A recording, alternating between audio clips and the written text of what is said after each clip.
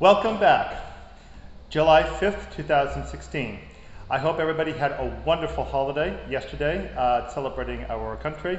And we're back again to our wonderful online course here at University of Rhode Island, studying Greek myth, gods, heroes, and humans. So as always, please make sure to sign in your attendance at the forum and be ready to answer one discussion question each from Chapter 7 and from Chapter 8. So thank you again for joining me today. Notice we have our cup of wine back again. Now, do you remember what the cup of wine means? Dionysus. The cup of wine is the symbol of Dionysus, and it means again that we're studying the connection between people and nature. Some type of change, alteration of social order, sometimes in a violent way. We'll be discussing some of that today with Dionysus. Before I proceed though, I would like to have you pause your video, please, and get out your Harris-Platzner textbook. Please turn in the Platzner textbook to, in Chapter 6, the chapter from last week, Chapter 6, page 189. Chapter 6, page 189. Please pause your video, find your book, and please turn to that page. Okay? If you have the correct page, the page should show on it two photos of Apollo that look like this. So make sure you have that page. If you, again, need a bit of time to find it, pause your video again, and please make sure that you are on that page in the Harris-Platzner textbook. Okay, you have the page? Excellent. I'm actually going to combine discussion of the two gods together because it's really their contrast that's most interesting here. The specific details about the gods you can pick up from, pretty much from the textbook itself. Of course, if you'd like to have further discussion about those, feel free to contact me. We can get to the chat room or the meeting if you want to talk some more about them in specific details. But what I want to talk about here is the contrast between Apollo and Dionysus as to how they relate to society and also how they relate to human nature and the human spirit. Apollo is essentially your hyper-rational god, the one who keeps order when there's chaos going on. Now, the photo that you see on page 189 in the Harris-Platzner textbook is a fragment taken from the temple of Zeus of Olympia, the pediment. What's shown here is that Apollo, who would have been in the central section of this triangular pediment that goes out like this, he would have been right in the center. Apollo has come in the middle of a fight. It's not easy to see there because there are so few pieces of the statuary left. But what has occurred is that we have a tribe of men known as Lapiths, L-A-P-I-T-H-S. Their king named Pirithous is about to be married to a woman named either Deidamia or Hippodamia. We have different conflicting sources about that name. And Pirithous invites his friend Theseus of Athens to come up into Thessaly, which is the northern part of Greece, to his wedding and the wedding reception afterwards.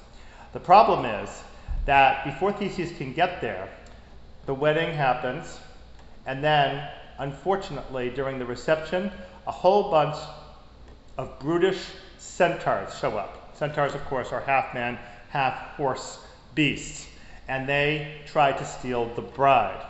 So in this depiction that unfortunately is fragmentary but would have shown all the melee going on, Apollo shows up at its conclusion, and what he's doing there is grabbing the hair of one of the centaurs. They have long manes, just like actual horses, and so he is about to end the fight. He's about to quell it.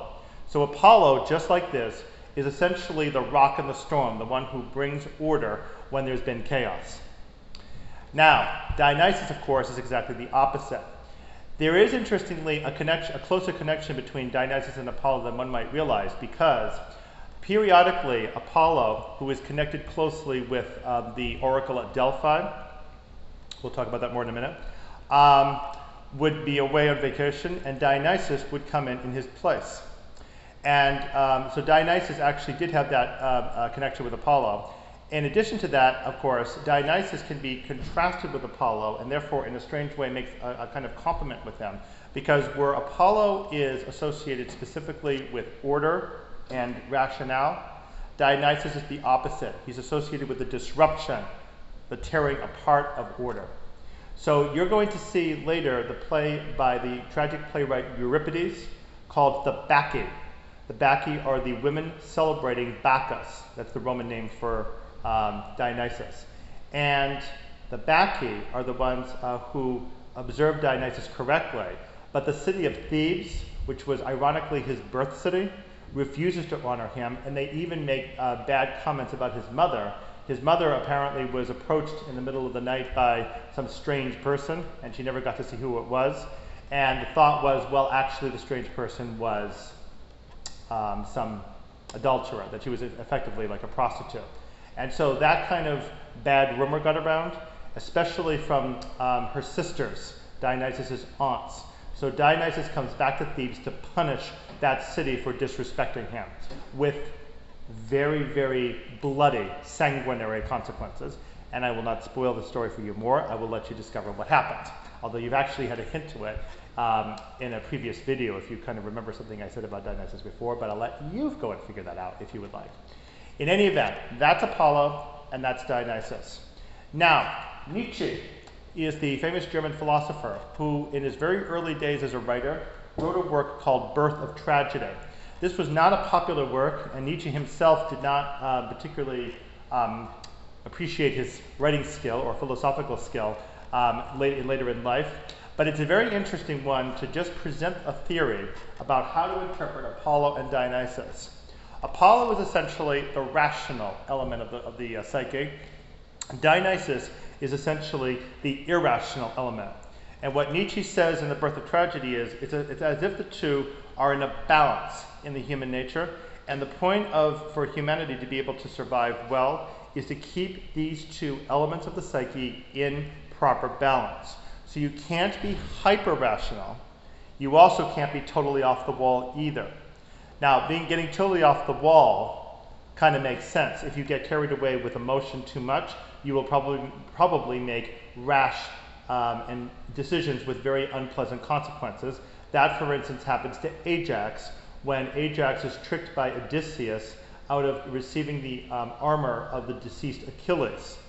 At that point, Ajax goes mad, and he is going to kill the generals of the Greek army, but Athena rescues Odysseus because Odysseus is under her protection by making Ajax instead kill a bunch of sheep.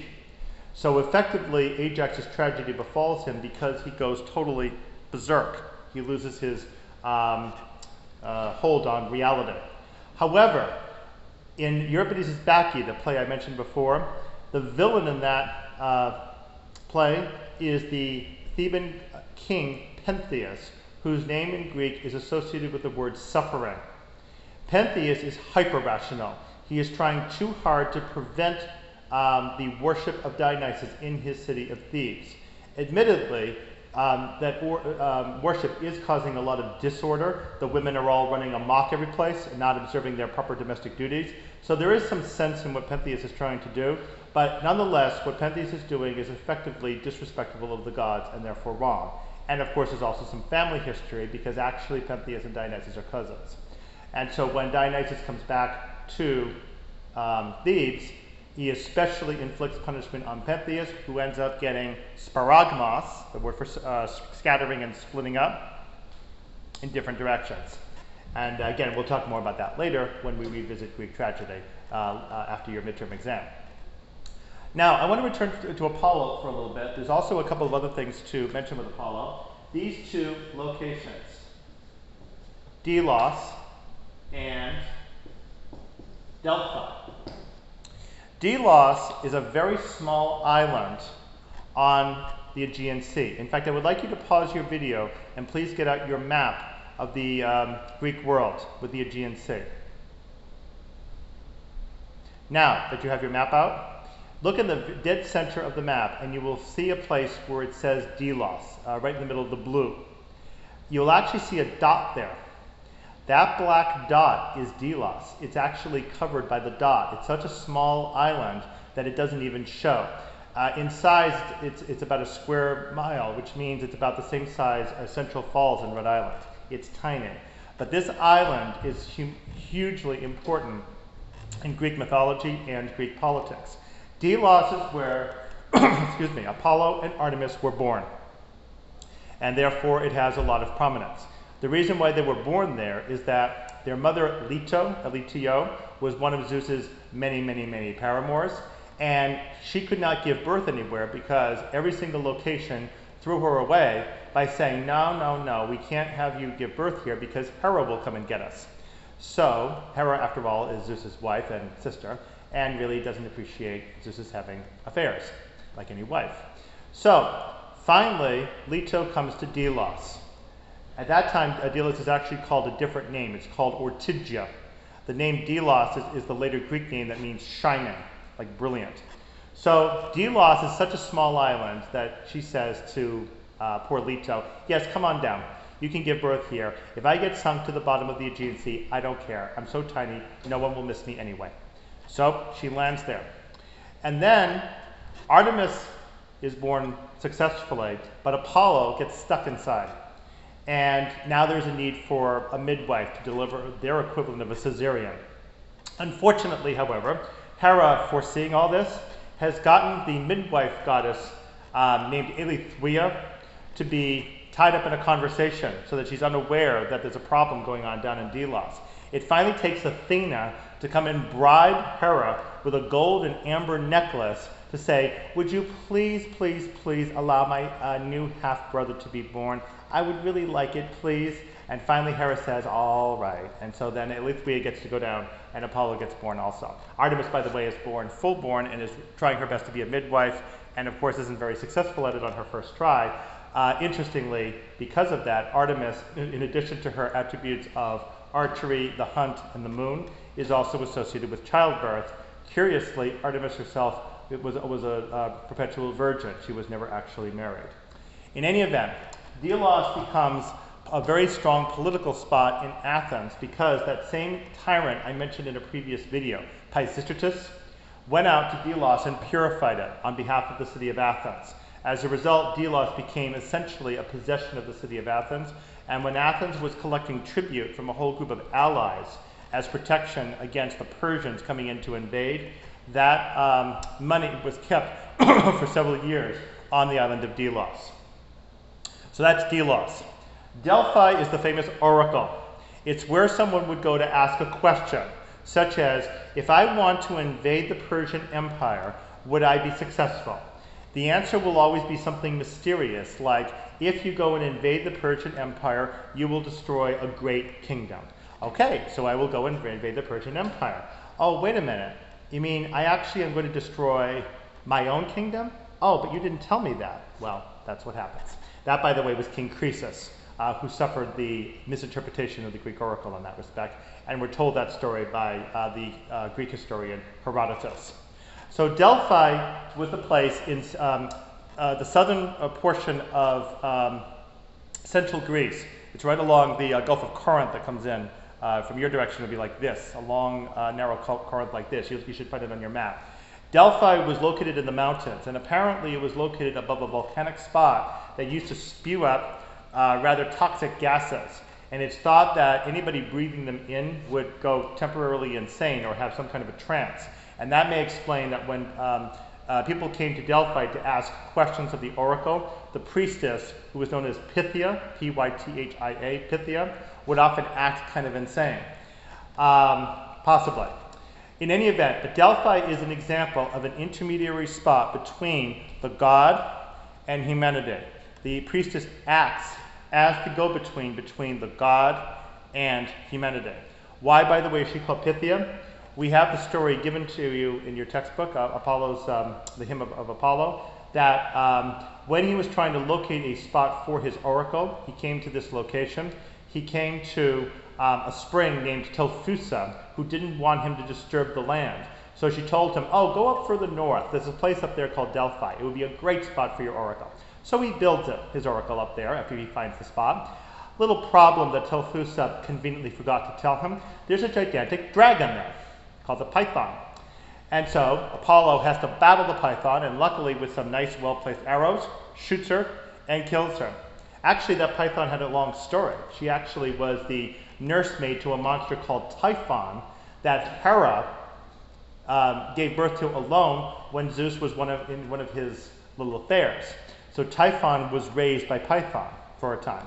Well, now Python's dead, and Apollo builds the oracle there, and then goes back to Telphusa and throws rocks on her to punish her for having misled him that way. Now, there had in fact been an oracle there previously, and it was run by a goddess named Themis, who was one of the Titan goddesses of justice. In consideration for the fact that originally the priestesses were actually women, Apollo agrees to allow a woman to remain as priestess, and her name is Pythia in honor of the python monster, the female sneaky monster that was killed there. So that's the reason why Pythia is given that name. Apollo actually has a little trouble of his own at one point. His son Asclepius learns how to make humans immortal. This is not good. Zeus has Asclepius struck down with a lightning bolt that was crafted by a cyclops. Apollo goes immediately and kills that cyclops. Well, you're not supposed to do that. So Apollo has to go in exile. And he goes up to Thessaly to the servitude of a king named Admetus of Pharaoh, and a city up in Thessaly. And after he serves that servitude, then he pays expiation for his act of murder. Because of that, there was a rite at the Delphic oracle called the Stepterion, which was effectively a process of redeeming oneself from some kind of very serious crime. We're going to see that in action in the plays of Aeschylus, one of the other tragic playwrights, when the character Orestes, who has had to kill his mother to avenge the murder of his own father, has to go to Delphi to receive propitiation. And he goes through the Stepterion rite, and then is actually on the altar as a suppliant, because he's trying to stay away from the Furies, who are the avenging goddesses of the underworld, who are there to represent Orestes' mother, Clytemnestra. He's killed her because she murdered her husband and his father, Agamemnon, when he returned home from Troy. So Apollo is associated very closely with both of these places. And again, the thing about Delphi shows ritual myth as well as charter myth in action, and also shows, again, this concept of the intermediary between divinity and humanity. Well, that will take care of us for Tuesday, July 5th. Coming back here very quickly for Wednesday, July 6th, we have to talk about death. We'll see you shortly.